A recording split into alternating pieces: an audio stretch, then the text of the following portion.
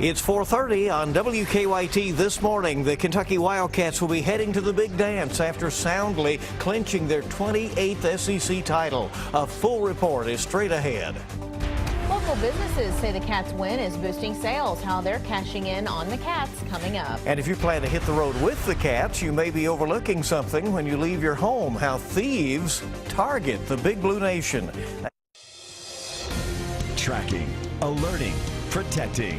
This is WKYT This Morning.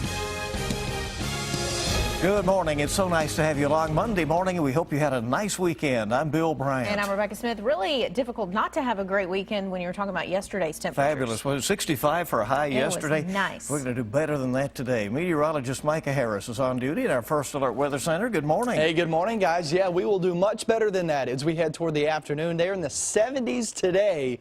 It seems like almost for everybody. First Alert Defender, live radar. No rain in the forecast. We're starting off in the 40s and 50s for most. We even have a 39-degree reading down towards Somerset just due to those clearing of the skies. 50 degrees now in Lexington. Feels quite nice. Today's forecast, we're going with 70 degrees. Down south, we'll be in the low to mid-70s. Awesome day in store. That takes us through next couple of days where we start to see a front on the way, and that will drop our temperatures big time. How far do we go and what do we expect out of that? Well, I'll show you that in your full forecast in just a few minutes. All right, interesting week ahead. We thank you very much, and let's get to the news here on this Monday morning. After the game, UK players, coaches, and staff returned to Lexington to get ready for March Madness. And when the Cats landed at Bluegrass Airport last night, they were treated with a hero's welcome. Jordan Valines has the story.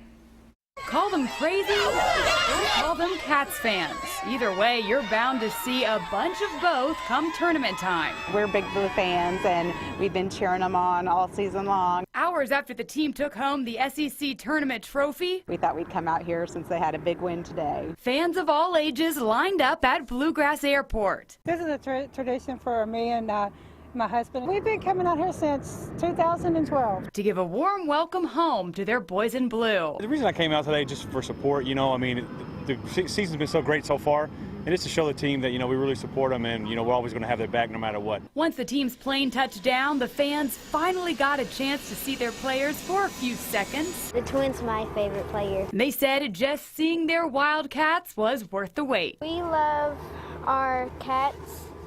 Number one always. With the team now facing the final stretch of the season, We're just so proud of them. I mean, they're making history.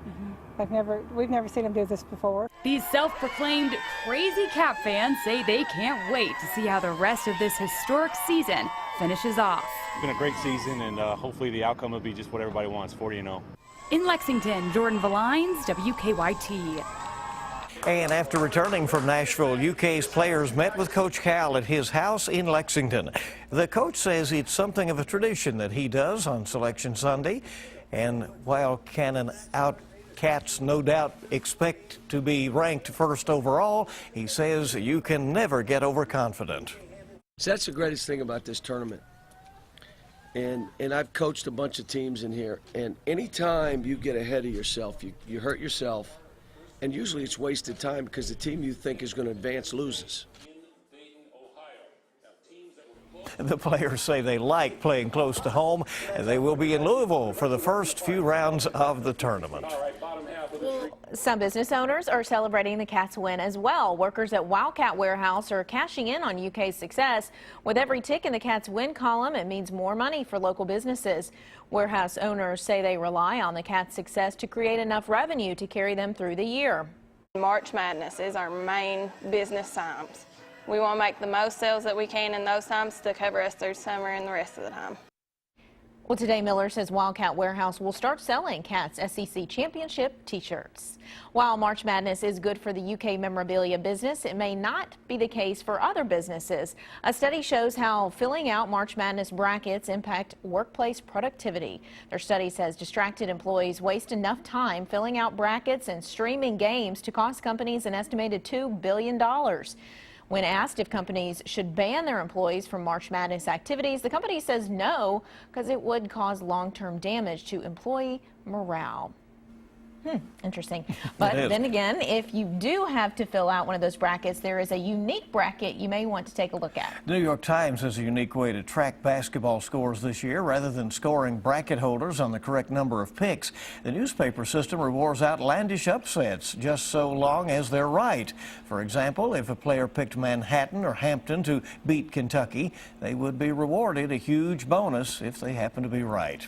Your time this morning is 4:35 on WKYT This Morning. Wildcat fans who are out of town or who plan to be out of town later this month may be overlooking one key problem following the team. Police say break-ins during March Madness can be a big problem because more and more people leave town. Officers say some simple steps like locking doors, having the post office hold your mail, and not posting travel plans on social media are all good ways to keep your belongings safer. Lexington police are on the lookout for two men they say tried to rob a cab driver over the weekend. The driver says he was called for a fare on Appian Circle crossing. That's when police say a different man walked up to him and started asking about prices. They say a second man walked up to the cab with a gun and tried to rob the driver. Officers say the gunman and driver fought for the gun. The two suspects ran away. Police have not made any arrests.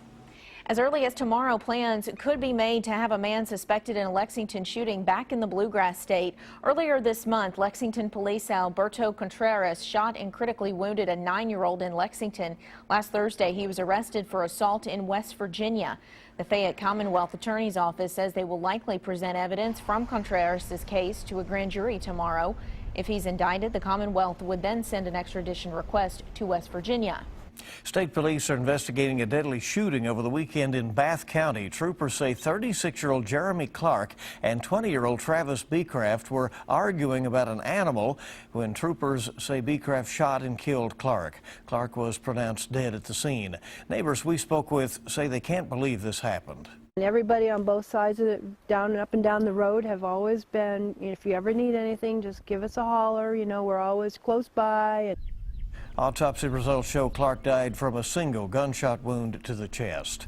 The Whitley County Sheriff's Office is investigating human remains after two fishermen made a terrible discovery. WKYT Sam Smith is tracking that investigation. Yeah, behind this gate is a pond, and it was at that pond where the skeletal remains were found. The call came in around 1:15 Sunday afternoon. Two people were going fishing at the pond at the end of Happy Hollow Road, and they found a skull. The Sheriff's Office, Emergency Management Agency, and the coroner were out here. At this point, there's no identification on the remains, and no one knows how long the remains have been out here. Sheriff Colin Harrell says there are no signs of trauma, but only 15 to 20% of the remains have been collected. Nightfall ended the search Sunday evening. Other law enforcement agencies have been notified in case they have anyone that's gone missing that matches these remains. The first thing is to get them identified, and then the second phase of it will be as to what happened to this individual. Whether it's a homicide or freak accident, we don't know. I'm told county officials will be back out here when the sun comes up. In Whitley County, Sam Smith, WKYT. Sam, thank you. And the State Crime Lab will examine the remains later today. Later today, a Central Kentucky community will pay respects to an officer killed in a crash. Last Wednesday, Nicholasville police officer Burke Rhoads died in that crash on US 27 in Garrett County. Since his death, the Nicholasville community has been honoring him with blue lights and helping his family with donations. Visitation for Rhoads will be held today from 10 to 1 p.m. and 3 to 10 p.m. at Southland Christian Church in Nicholasville. His funeral is scheduled for Tuesday. Also in Nicholasville, a pizza restaurant is lending a hand to a family in need. Employees at the Papa John's in Nicholasville plan to donate 50% of today's sales to a family who lost their home in a fire.